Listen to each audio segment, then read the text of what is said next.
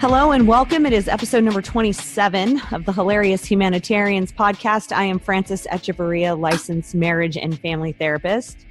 And I'm Deanna Silverman, licensed clinical social worker. And this morning we have a special guest with us, Drew Hyatt. I'm Drew Hyatt and I have a driver's license. So pretty good. So Drew's a dear friend of mine, and we're going to be talking about today, looking back over the last 10 years for each of us. Today's a pretty special day for Drew, and also looking ahead and what life looks like in the next, let's say 5 years, the good old 5-year plan. So before we get started, we want to remind you to please subscribe to the Hilarious Humanitarians Podcast. Also, please do your best to give us a 5-star review, bump it up from a 4 to a 5-star. And then make sure you grab everybody else's phone. I might grab Drew's, actually, now I'm thinking about it. Ooh, I'll do it and right hit now. Subscribe as well. I'm already subscribed. Okay, good. Yeah. Good answer. Make sure you're downloading them regularly too. All right. So Deanna, we were kind of getting together, trying to figure out the way that this show was going to go. And I had, we had one plan and then we threw that out the window because I was like, guess what today is? Drew, what's today? Today is my 10th year sobriety anniversary / birthday. And these sober crowds, they call them birthdays. So 10 years sober today. And we're recording, by the way, on April 26th. So mark that date down. We wanted to take this opportunity to get to know Drew a little bit and his story of getting sober, and also to talk about how life has changed for both you and I, Deanna, over the past 10 years. 10 years ago, what did life look like? 10 years ago, life for me, oh God, what the hell? How old am I? Seriously, like no joke, 10 years ago, I was, I think, 24 years old. And if you would have told me like what I was doing today, there'd be no chance in hell. No way I would believe you. I don't think I was really thinking like I would have kids or be like the married type. What's interesting is like if you asked me what my dream job would have been, I would have said radio personality, even though I still think I don't know how I would fit in there at all. We both work in it. You got to have another job too. Yeah. I'm not saying I'm a personality. Well, I am a personality, but I'm Certainly. not saying, but here we are. And I don't know. It's just crazy. I think time goes by so quickly, but then on the other side of the coin, you go, man, 10 years, you can get a lot done, even when you're not really trying that hard. I mean, you can try hard, but also like just time is a gift, I think, as far as I'm concerned. So what 10 years looked like to you guys? Well, let's start with Drew's 10 years ago. God. I feel like he's here. And by the way, we're recording in my kitchen. And we're sharing headphones because I forgot my headphone splitter. First of all, let me let you know about Drew. Drew and I have known each other in radio 17 years, and now we do mornings together. And so I see this man every single morning, Monday through Friday. He's literally the only man I wake up with regularly. You know what? You're the only woman in my life that calls me a man. So that's cool. So I guess it works out a little bit. Yeah, that's very sweet of you. Thanks for that validation. Yeah, you're right. And the sound in the background right now, that's the jet that's flying over. Yeah. We're all kind of a hot mess today, sort of, in a way. You guys are recording in your kitchen with like a wonky splitter. But it's a wonderful day, and I'm really excited that Drew's on here because even though we haven't met, I do consider you one of like the funniest. You're fucking hilarious. And I'm so delirious right now that I'm still laughing to myself about the driver's license. I think you're funny too. It's going to be. Although Frances has been cheating on me with you for a little while here. You're like, I found out the triangle. So I don't know, maybe this is me making amends or, saying thank you for offering Frances to me. Because I own her. This is that weird situation where you're like trying to introduce polygamy. Here's my work wife and my work husband, and I need to go along. Yeah, so what's the count, like, guys? The follow-up to like last week's episode on friendship, it's like you guys are best friends, right? And Frances went off to college or something and met me, and we connected, and now she's trying to introduce the lifelong best friend to the new girl, and me and Drew are just like, we'll see who the cooler D is. Yeah. Sizing up each other. Yeah. You have like little inside jokes and you start laughing. I'm like, Yeah. You have no idea. Okay. And I'm just awkwardly watching, like, oh God, they all know my secrets. Okay, so looking back over the last 10 years, Drew, today is your 10th birthday for getting sober. Yeah. So I'm gonna kind of let you just share your bit of your story and where you want to go with that. I'm gonna share a bit. I won't get too far in depth because we don't have enough time for all that. But 10 years ago, I walked into a room of. Oh, can I say this beforehand? I'm not trained in this clinically in any way. Okay, so when I speak on behalf of my personal experience in sobriety, I need to make it clear that this is not from a clinical standpoint. I am not a representative of Alcoholics Anonymous in any way. I am a product of a 12-step program. Shit, we totally forgot that disclaimer in the beginning.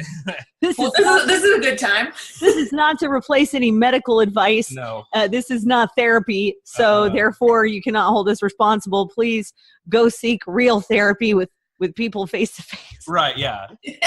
So, I mean, if my story is a podcast. Yeah. If my story in any way inspires you in any way, good or bad, I mean, take it like you want to, okay? So anyways, 10 years ago, I went to a room of Alcoholics Anonymous after being an avid alcohol and drug abuser since the age of probably 14, so 10 years. All right, 10 years, I was a blackout drunk. My girlfriend at the time, my fiance, I should say, we had a 1.5-year-old. We were going to get married, but I was just a bad, immature drunk. Like I was blackout drunk. I was the worst of the worst. She left me, and my lawyer, because I'm in there saying, she's crazy, her mom's this. And my lawyer's like, yeah, shut up. And I refuse to help you with this if you don't go to Alcoholics Anonymous and at least sit in on meetings. She's like, I'm not telling you to get sober. I'm just telling you to go, because I think I was like drunk when I was talking to her. You know, without getting too far in depth, that's the kind of alcoholic I was and am technically. So I went, and I'm one of the lucky ones. It just clicked for me when I was there, because I never honestly tried to get sober, ever, never. I remember being so avidly against even trying to temper my drinking in any way. And I went through every single cliche of, oh yeah, well, you know, I'll control it. I'll only drink beer, all that stuff, you know, that addicts in general or alcoholics in particular say. I did all that. And when I walked into the room, I'll never forget it. It was a dude. Now, also, I stay anonymous. I'm not going to say anyone else's name or anything like that, but it was a man who was sharing, and he was sharing about the death of his wife. And somehow he managed to stay sober through that. And he's just like, I'm watching this grown adult in a room of grown adult men, because it was a men's only meeting, because she told me to go to that one.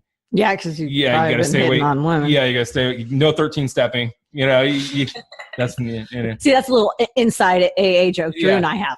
Yeah, you're not in on that one, Deanna. I'm still laughing though, because I want in. 13 stepping is when you go after the newcomer girl that needs. Got it. Yeah, boy, yeah, don't do that. Unfortunately, people do that, but he's breaking down everything, such an intimate story about his life and going through this and somehow managing to stay sober. And it made me feel really guilty and selfish that I can't stay sober if, you know, I'm having a little bit of a hard day. You know, oh, I don't have a job right now. I need a drink. You know, it really made me look at myself in a way that, like, it made me realize that I was kind of pathetic, at least to my own standards for myself. I was pathetic, or lack thereof. I had no standards for myself. So I said, you know, F it. I'll give it a try. I'll give it 30 days and see what happens. And I've been sober since that day. It was April 26th of 2008, as a matter of fact, which is, I'm one of the lucky ones. I'm lucky in the sense that I got a good sponsor at all the right times. I never relapsed. I worked a program, a 12-step program, not once, but twice, you know, and throughout the whole entire course of sobriety, a lot of people say, you know, when you get sober, all these great things are going to happen, you know, like you're going to get this back and that back and this back. And, you know, it's true. If you stay diligent and honest, because you have to stay honest. I think one of the biggest problems with people that try to get sober is they lie to themselves about their own use in order to keep a public persona or look about themselves in a group, Alcoholics Anonymous and or 12-step program. If you're lying to yourself, you're not going to stay sober. And I was lucky that I didn't. And I got with a sponsor that forced me to look into my issues. And it's been going good. From where I was, which when I went to AA, I was unemployed. I was living at my parents' house. I was 24. My son was taking, my fiance took my son, and I was having supervised visits at the time. I had like nothing, and I was drinking to die. I was drinking to die when I walked into AA. And now my life is completely different. You do get all those things that they say you're going to get, but sometimes it takes a while, you know? It's only been in the past like 3 or 4 years, year 6 and 7, where my life significantly changed in a different direction. And because I lived my adolescent and a lot of my young adult life drunk just all the time, or using, and very selfishly, that I didn't know how to live, you know? So like in sobriety, you don't automatically just learn how to live. You don't. You have to learn how to live in sobriety. I had relationships that failed as a result of me being sober. Mm-hmm. You know, you learn the people that you can and cannot be around in terms of sobriety. I'm pretty loose when it comes to that stuff. Like a lot of my friends still use, you know what I mean? Either recreationally or they drink or whatever. That doesn't bother me anymore because I've worked a solid enough program that it's really not a thought in my head. Like there's really no temptation there.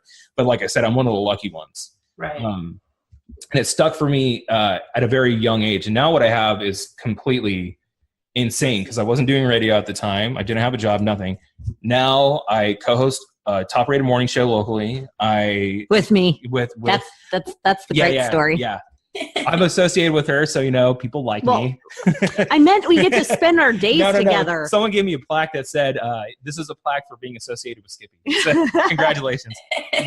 Anyways, I co-host a morning talk show. I sell real estate locally and pretty successful at that. You know, I have a wife and a brand new little baby girl who's 2 months old, and my son loves me. He's never remembered me drunk. And my son knows my story as well because I did not sugarcoat that for him. It's important that I want him to learn from my errors, or at least know what I was and am, because I'm always going to be an alcoholic. You know what I mean? Sometimes you look at your life and you look at, especially after years and years of sobriety, you think, was I just young and drinking a lot? Or, you know, my life was pretty good when I was drinking, you know, is it that much? Bet I could do it now just fine. Right. The answer to that question is no. That's can lead to, if you're not actively working your program and or reminding yourself why you're here or talking with your sponsor, that will lead to relapses. And I'm lucky enough that I'm self-deprecative enough that I can recognize when I'm like, oh no, you're bullshitting yourself right now. Like, it's not being honest. So while you were talking, the thing that just kept playing over and over in my head was Francis and I talk almost every episode. I think we reference owning our own bullshit and being honest with ourselves. And that just kept coming up. I applaud you for you completely understood the importance, and still do understand the importance of just owning our own shit and not placing blame on anybody else or making up excuses or trying to justify our behaviors anyway. It's just basically putting like the stop sign in front of our face and just saying, fucking stop. Right. Let's own this so we can move forward in a productive way instead of being counterproductive and counterintuitive, like this approach that people often take. Speaking of which, and if you're just tuning in and you're thinking, okay, that's a really inspirational story with Drew, but I'm not an addict.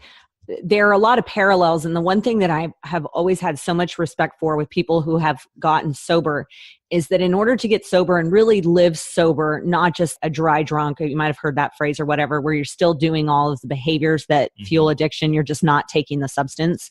You have got to take a real hard look. In AA and 12 steps, it talks about doing inventories. If you're just working with a therapist or maybe even doing your own work, there's lots of church-based 12-step programs and things.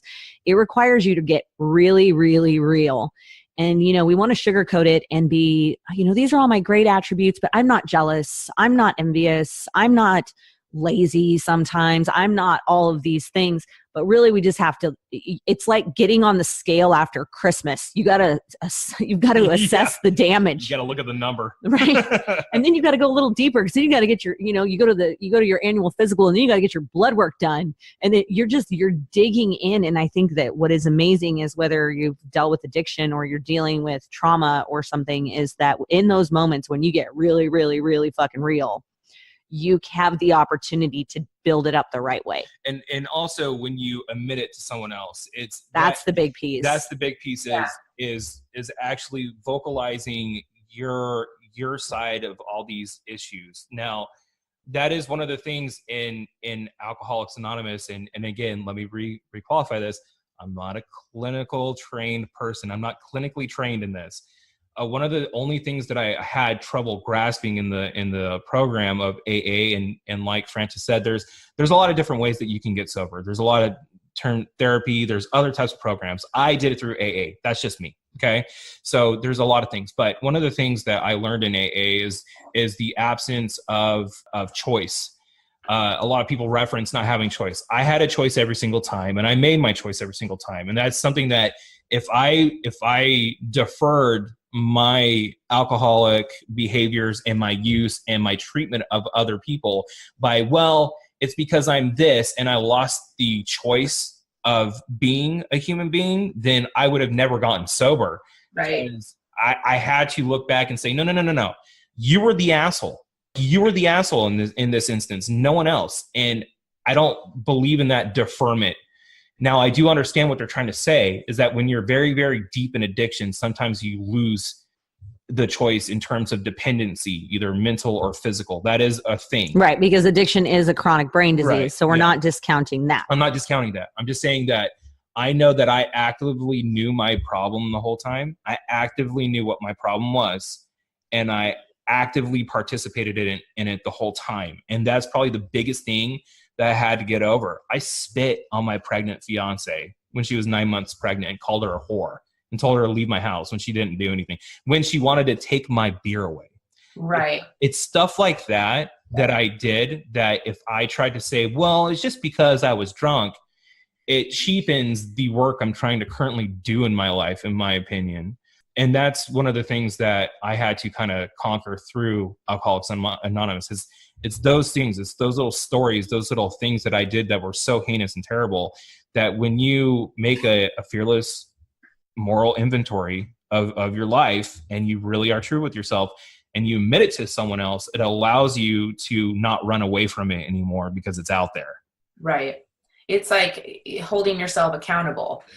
I want to say something really fast. This is not to disrespect this incredible story. I'm dealing with the little feet and hand situation. And I don't know if you heard it, but I stuck my finger in. This sounds so. Did it give you up? Yeah, it gave like a farting noise. So Sarah, you caught that on the mic. If you caught that on the mic while Drew is telling this story, I am really sorry, but no one farted. What if that's like her cover story? Yeah, she just has it because you already thought this exactly. out. I'm just out of control flatulence. Like, this story is just really. Okay. And she's just, thank goodness Drew's really good at talking, so I can go a long time and come up with the story. I am turning red as if I actually farted. Okay. Well, and let me say, I do appreciate the recognition. Like, in the beginning, when people were like, "Oh, I'm proud of you" and stuff like that, I really was not a person to take, "You're proud of me," because I'd be like, why are you proud of me? Because I'm just being a human being. Right. I got a job. I'm being a normal human. Like, is that what was I that bad? I was very sour. So when people say like congratulations and stuff now, I'm better at taking it. But like my my life is my accolades to me, what I have. Like, I know that I'll lose everything if I start down that path again. I will lose my children's respect, my wife's respect, my, everything I have will go, Yeah. Okay, so I kind of have a personal story. I think I've shared this before, just in relation to the holding yourself accountable. I hear what you were saying in terms of none of us are discounting or minimizing the severity and seriousness of when people are like physically dependent. For example, if you don't drink, then you'll physically some people will go into like delirium tremors and can have a seizure, for God's sakes. But what we were saying is the person has a choice in that moment to keep their problem a secret and continue to feed the dependence, as opposed to saying to somebody, hey, I'm really sick, I need help, I don't want to take another drink, but you like to get out there. In terms of physical dependence. And then I also want to bring up that there's a lot of comorbidity between mood disorders and substance abuse and dependency. So a lot of times people are treating an underlying mood disorder, some sort of chemical imbalance, with a substance. Mm-hmm. If you're depressed, you drink. If you're anxious, you take some drinks or do something to to calm your nerves, those kind of things. So it's about, in that moment, just like that, going, wait a second, what am I trying to do here? Do I want to go find a healthier coping skill, or do I want to continue down this path? Yeah. And asking for help. I like the piece that I really appreciate the piece of holding ourselves accountable and letting somebody else know. When I had shoulder surgery, I was prescribed Norco, opiate pain pills. I've never been a drinker. People often will ask me if I'm in recovery because I just don't drink alcohol. I've just never acquired the taste for it at all. But I always say everyone has their vice. And I know after taking pain medication that is a road I don't want to go down on, because I respond to it in a way where like I like the feeling of pain medication. And thankfully I never got to a point where it became out of control, but I had to assess the situation. And it was like a couple months down the line after my surgery where I had to say to myself, do I really need this medication anymore? Or am I just filling it to fill it? And there was a moment, my husband and I were dating maybe 6 months, and I was kind of keeping it a secret from him because I was still filling the prescriptions, and I was still taking them as prescribed, but I didn't need them anymore. Yeah. And so I ended up telling him one day, I just was like, please don't judge me. I just need to say something. I need to get it off my chest. And he thought I was going to drop something like really like I'm leaving you for, the look on his face, he got really scared. But I was like, I feel like this could become a problem. So I need you to take this. I gave him the pills, and I need you to dispose of them. And I also need you to kind of ride my ass for like the next month or so about, have you gone to the doctor to fill it? Like I just needed that level of accountability. That makes sense. Yeah. And so he was totally, thankfully, loving and supportive and understood. And he was happy that I came to him, and he was more than happy to help me. And so that's like a distant memory of mine now. And now I know I cannot, like sometimes I will joke, people will be like pushing alcohol on me, and I will make like a self-deprecating joke, like, no, but do you have like a pain pill or something? Yeah, I do the same thing. It's like that self-deprecating thing that we do, but I know, no, I can't. I can't, and I shouldn't. I've said that. I've never gone anywhere near stimulants. Drew, you see me via video once a week and we chat, but Drew sees me every day. If you meant to tell me that I could take something that would make me function even better with sleep. Listen. I just know I can't go anywhere near it. Yeah. Anywhere near it, because I know pain pills don't matter to me. Drinking, But if you gave me something that was an upper, a stimulant, I would absolutely just have a fucking good time. You remind me so much of, it's almost like who I used to be. Like I like the up feeling and the doing everything. And I don't know if it's a new mom thing, but now I'm like very much, no, I just need to chill. Like I just need to go to sleep. I'm a huge advocate of being lazy and taking days off. It's funny that you bring up the prescription medication, because in sobriety, that's one thing that people do have to kind of deal with sometimes, is that I hurt my shoulder, right? 2 years into sobriety, because I'm an idiot and I fell off a skateboard. That's a story for another time. But I tore my AC joint and it was like super painful. So I'm very upfront. I'm working a good enough program that I admit to the doctor right off the bat, I'm like, I have a history of addiction. I've been sober for 2 years at this point. I have to let you know that before you prescribe me any medication. And he's like, well, do you want Advil? And I'm like, fuck no, give me something that works, because it hurts. So I call my sponsor. I'm like, hey man, they're giving me these pills. What should I do? He's like, well, take them as prescribed. And I'm like, okay. So 2 days later I call him, because I noticed that the dose that they gave me is not working based on my weight or how severe the pain was. It wasn't working. So I had to call him and say, look, man, I don't know what to do. He's all, you're going to basically have to take him until you don't need to take him anymore. And then he said, if you know for a fact that you're taking him and you don't need him, you're out. You're out. He's all, this is on you. This is a test for you. And that was one of the biggest things, because I'm lucky enough that I don't like them. You know what I mean? Yeah, you don't like the feeling. I don't like the feeling of it. And I think they don't work. So I looked out, but I could see how that could be a trap for a lot of people. And it's those things that we take like we call them normies. Okay. Yeah. Normies. People that aren't, predisposed to being addicts or aren't addicts, those are things that not necessarily they need to take in consideration, but have the same dangers as me in sobriety being able to recognize it. It almost probably helped me more that I can recognize that kind of abuse aspect of medication, more so than maybe someone else that's just taking it for pain and then gets inadvertently hooked to it. Which happens a lot. I wanted to bring one thing up, because that idea of recognizing where you're getting into slippery territory. So 2 days before Drew got sober, same year. So you were 4/26/08, 4/24/08, I gave birth to my oldest, to my daughter.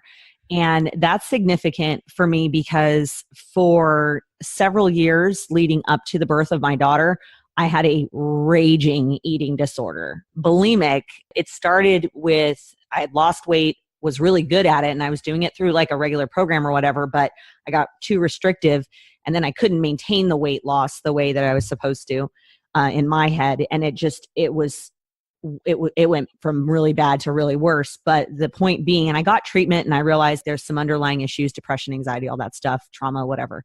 But it was when I got pregnant, that was the last time that I purged. I've dealt with eating, dealing with binging and some unhealthy behavior since, but the very last time that I actually purged, and that's, by the way, when you throw up, all the food you just ate, or frantic over exercising was another part of mine. That's when I stopped. So my daughter, Angelina, is a testament in flesh and blood of the last time that I did. And I've gotten really close. I mean, you can even refer to it as a relapse. There have been times where my life has been so crazy, my automatic response is that I get sick. Yeah. And so in a normal person's head, they go, oh man, like I don't want to be sick. That sucks. And in my head, I go, this means I get to throw up. And it's a very visceral release of emotions. And I'm bringing that up now because 10 years later, I continue to do work. I continue to struggle with it and try and figure out the body image stuff and healthy living and whatnot. And it's constant because, you can stay away from alcohol, but we gotta eat, right? But I had a breakup around the holidays and I couldn't really eat. I wasn't hungry and my stomach hurt all the time. And part of me was rejoicing about the fact that I lost weight. Mm-hmm. A very big part of me. Normal people are like, oh, break up weight, whatever. But that messed up, fucked up little part of my head was going, oh yeah, this is perfect. You just lost 5 pounds. You don't have to eat right now, and no one's going to say anything because, you're in the middle of a real kind of weird place with your relationship. And man, it came raging back so hard 10 years later, 9.5 years later. How have you coped with it and kind of moved forward? Well, to be perfectly honest, I put on it, and I'm only talking like 5 pounds, 5 fucking pounds, right? Like who cares? I'm struggling with it. I'm like, wait, not eating works? No, don't. I'm messing with you. I'm still struggling with it, to be honest, because that 5 pounds for some reason, it's like, fuck, it was 4 pounds. Now that I think about it, because I weighed myself this morning, I'm struggling with it because in my head, I've put on 20. Mm-hmm. And I'm dealing with it. I'm going to a nutritionist. I'm exercising regularly. I'm trying to focus on the parts of my body I like. But 4 pounds on my frame, come on. No one's noticing that but me. Dare I say, at least in my personal experience going through dealing with like issues, because you're right, there's a lot of parallels and behaviors that are very similar. They may be different scenarios, but they're all very similar as far as the mental kind of is malady, the maladaptive coping skill. Right. To have that, I would argue that anyone can benefit from the type of things that come through actively going through and trying to conquer something in terms of like a 12-step program. Oh, absolutely. You don't need to work a 12-step program. Like I said, there's other ways that you can get sober. It has one of the highest rates of people becoming sober and staying sober. But what I look at that program as, because there's a lot of different aspects that turn off a lot of different people, specifically in AA, and some religious context to it, or for whatever reason it is, they'll find the reason why they don't want to work through the 12-step program. But really what it does, it trains you to really pinpoint the reason why you are doing the self-destructive behaviors that you are doing. And for some people that live in either denial or maybe cannot recognize it in themselves, when you're done with an actual working 12-step program, like actually worked it, you will know exactly the reason why you do the things you do. Right. Yeah. And you need to know that. I had a client or patient way back when who said to me, he needed to go to AA. He said he knew he needed to go, but he was like, I'm an atheist though, and I can't wrap my head around like the religious component. And he ended up pushing himself and just going. I encouraged him just go and keep an open mind, because at that point I felt like he was making up excuses about why he wasn't going to find a place there. That's the biggest one. That's the biggest one. Yeah, exactly. And so about a year later, I would always say to my patients, good luck. I hope I never see you again. That's what I say too. Well, I hope I don't see you in this capacity, right? Like a state hospital or whatever. So anyway, he came back and he wrote a letter, and I got the letter, and he actually said he's been sober. He's been working the program. And what he realized is like, instead of getting stuck in this rigid mindset of like AA is religion and God, and I don't believe in God and blah, blah, blah. He interpreted it as God can mean anything to you. It's just kind of changing the meaning. He was like, for me, I liked going to the beach. So God is the ocean and the sky or whatever, taking a walk. For example, I was raised Jewish, and my last name is Silverman, for God's sakes. We're Jewish, but I, for the most part, am pretty agnostic.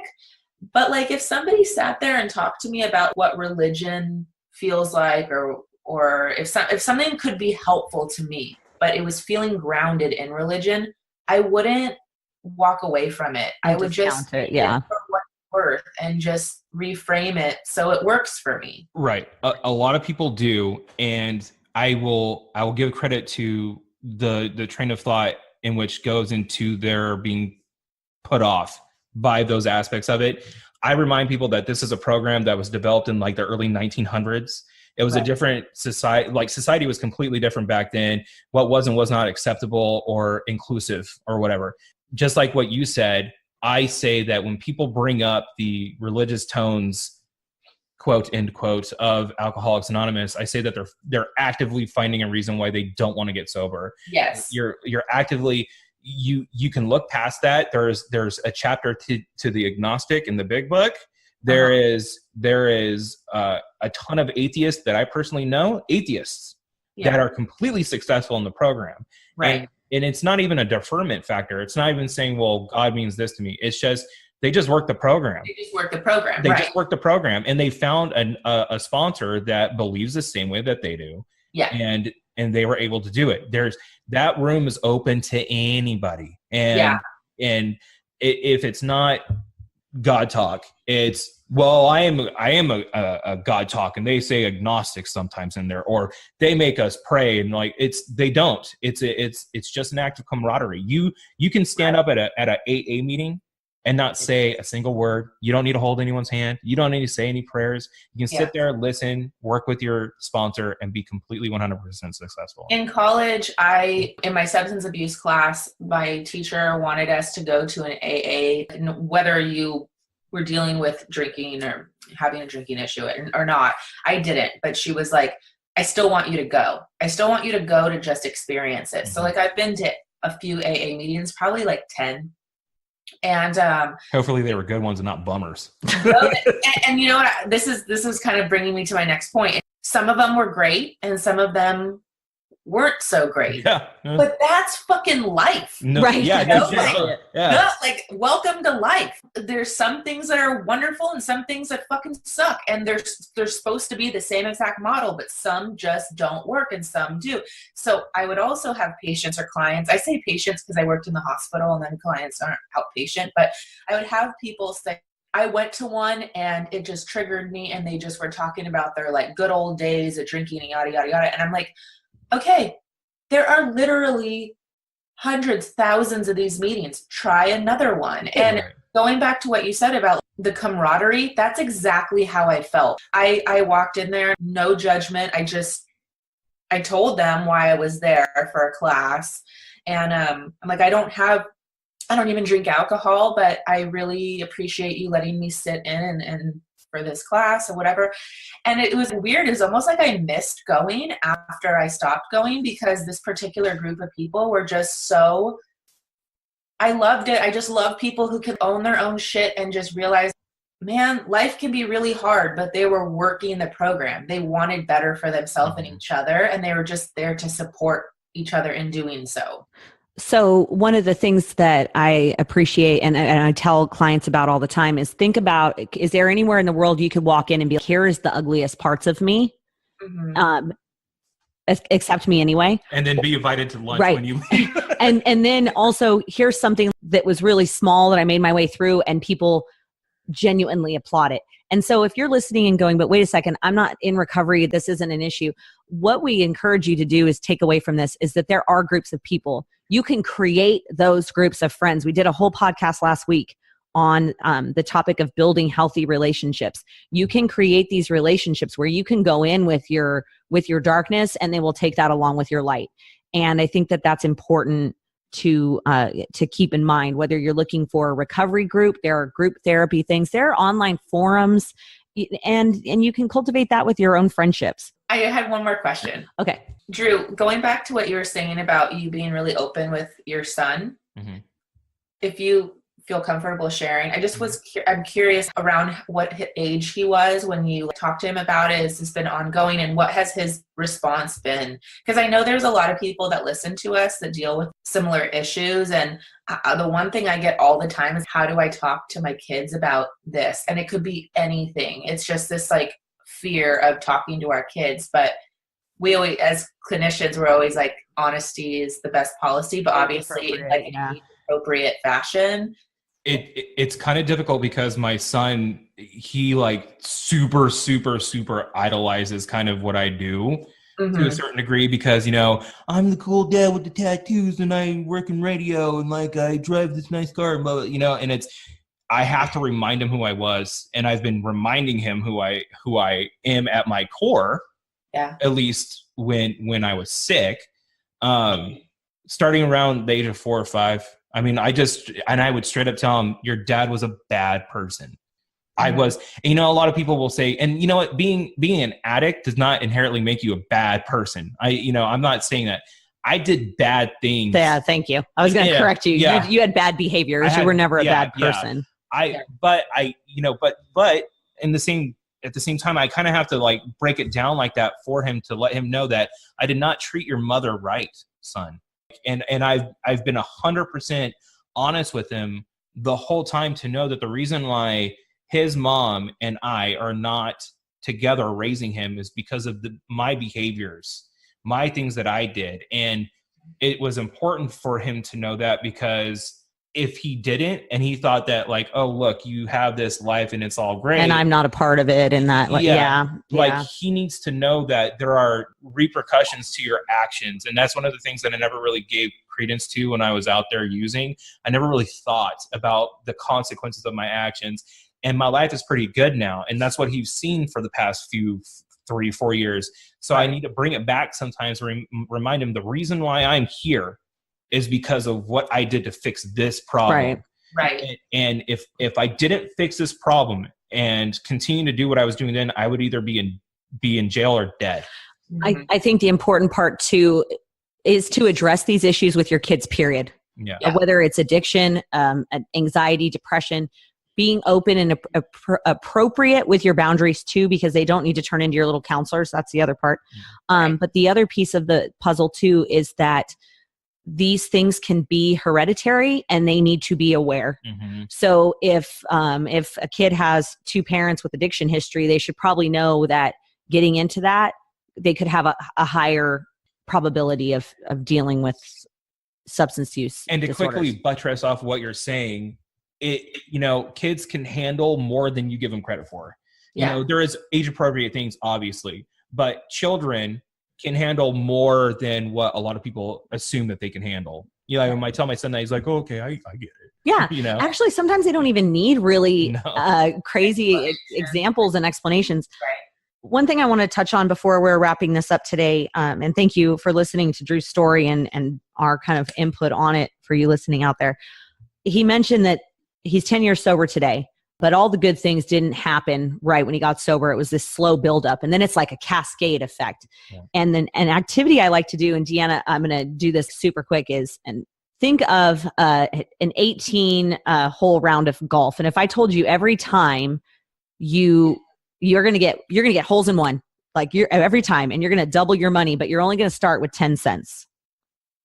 10 cents at hole number 1, and you double your money every time. How much do you think you'll get at the end? You're asking me to do math? Just give me a 1.1697 million. Yeah. 10 cents. I mean, I don't know, a couple $100, right? Yes. I guess. So I don't want to miss the point. The point of it, he's going to do the math, and I was doing the math while he's telling the story. The point is, after the first 6 holes, you're only making $3.20. Okay. Right. That's the point. That's a third of the way. And you're like, why the hell am I working so hard at this? Right? It's $3. Who cares?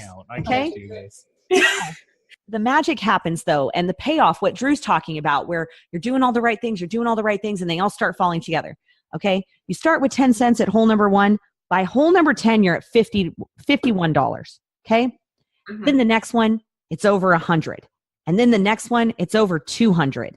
And do you see where you put the work in and you stick with it? By the 18th hole, you're at $13,107.20. You started with 10 cents. You have to stick to it when you're doing it, whatever the change is, because the payoff isn't going to come in the first month or the first year, the first 2 years.